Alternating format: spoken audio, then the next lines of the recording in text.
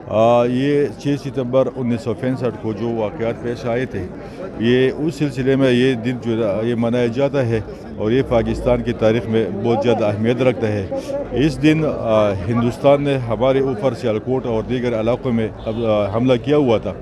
تو اسی دن ہمارے فوجی جوان نے اور ہمارے سیویلین نے ایک قربانی کا انتہائی بیش بہا قربانی پیش کیا ہوا تھا، اور دشمن کے ٹینکوں کو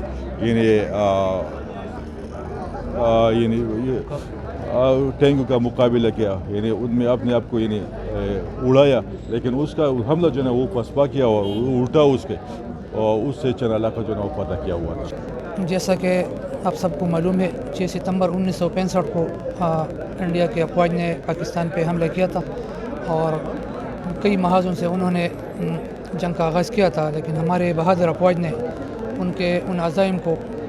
خاک میں ملا دیا تھا۔ ان کا تو یہ خیال تھا کہ ہم شام کی چائے جو ہے نا لاہور میں پئیں گے، اور لاہور جم خانہ میں، تو ہمارے بہادر افواج نے اپنے جان کا نذرانہ پیش کر کے